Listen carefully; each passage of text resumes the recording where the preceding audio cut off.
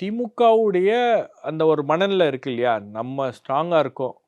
இவங்களுக்கெல்லாம் போறதுக்கு வேற இடம் இல்ல அப்படின்னும்போது, அதுல காங்கிரஸ் ஒரு பிரச்சனைய பண்ணது வந்து, உண்மையிலேயே அவங்க எதிர்பார்க்காத ஒண்ணு. காங்கிரஸ் பண்ண உடனே இவங்களுக்கு வந்து குபேந்திரன் சார் சொன்ன மாரி போயிருவாங்களோ அப்படின்றதுக்காக மாற்று ஏற்பாடா தேமுதிகவ கொண்டு வந்தாங்க. அதுதான் வந்து இன்னும் பெரிய பிரச்சனை.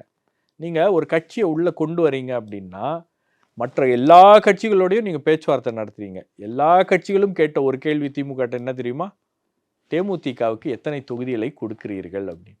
சொன்னாங்களா? ஒரு கட்சிய நீங்க கூட்டணிக்குள்ள கொண்டு வரீங்க. இவர்களுக்கு 10 தொகுதி, ஒரு ராஜ்யசபா சீட்டு.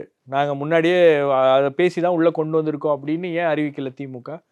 ஏன்னா அவங்களுக்கு தெரியும் இது பிரச்சனை ஆகும் அப்படின்னு அவங்களுக்கு தெரியும். ஆனாலும் இத ஏதோ ஒரு வகையில சமாளிச்சுக்கலாம் அப்படின்னு சொல்லிட்டு சமாளிச்சாங்க.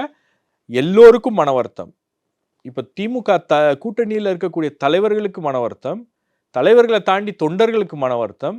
பல்வேறு பிரச்சனைகள் ஆங்காங்கே இருக்கக்கூடிய கட்சியில இருக்கக்கூடிய தோழர்களுக்கு பலருக்கும் வந்து இது ஒரு கொள்கை கூட்டணி அப்படின்லாம் பேசிட்டு இருந்தவங்கலாம் எல்லாம் கொஞ்சம் டவுன் ஆயிட்டாங்க. மணப்பெண்ணின் பிரத்யேகமான திருமணம் விவாஹா தி சென்னை சில்க்ஸ்.